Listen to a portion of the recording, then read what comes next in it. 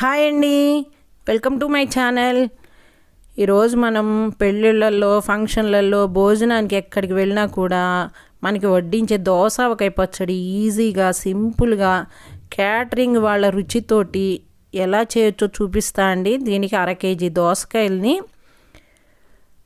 ఇలా green colour పచ్చ colour ఉన్నవే తీసుకోండి, పచ్చిగా ఉన్నవే తీసుకోండి. పండు దోసకాయలు అస్సలు తీసుకోవద్దు. వీటిని మధ్య కట్ చేసి ఒక స్పూన్ తోటి లోపల ఉన్న విత్తనాలన్నీ తీసేసేయండి. విత్తనాలు అస్సలు ఉంచుకోవద్దు. ఈ విధంగా శుభ్రంగా తీసేసేయండి. తోలు ఏమీ తీయక్కర్లేదు. దోసకాయలు మాత్రం శుభ్రంగా కడిగి తుడిచి ఆరబెట్టుకోండి, తడి లేకుండా, లేదంటే పచ్చడి నిలవ ఉండదు.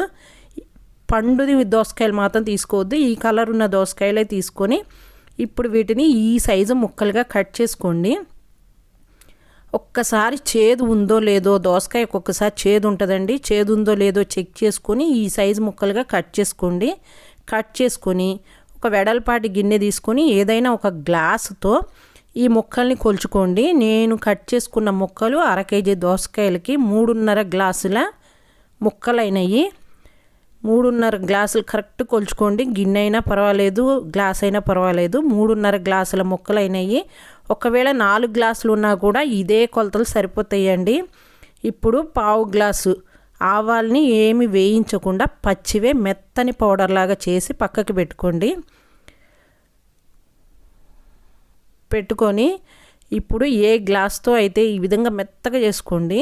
ఏ గ్లాస్తో అయితే మనం ముక్కలు కొలుచుకున్నామో అదే గ్లాస్తో 1/2 గ్లాసు కారము, 1/2 గ్లాసు మనం మిక్సీ వేసి పెట్టుకున్న ఆవపొడి, 1/2 గ్లాసు సాల్ట్ వేసుకోండి.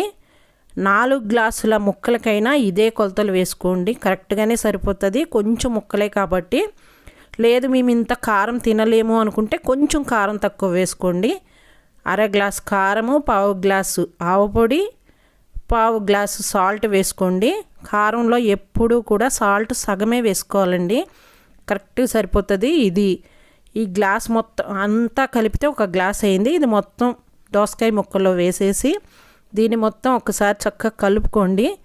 దీనికి అసలు స్టవ్తో పనే లేదండి. చక్కగా మనం ఆవకాయ ఎలా కలుపుకుంటామో అదే విధంగా కలుపుకోవచ్చు.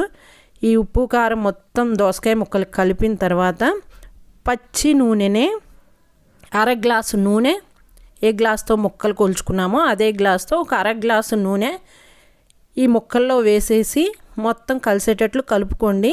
చూడండి, ఇది గట్టిగా వచ్చింది కదా పచ్చడి. ఇది ఊరేటప్పటికి కొంచెం మెత్తబడిపోతుందండి, ముక్క కూడా ఊరుతుంది.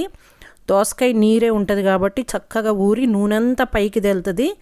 ఒక 4 గంటలు మూత పెట్టండి.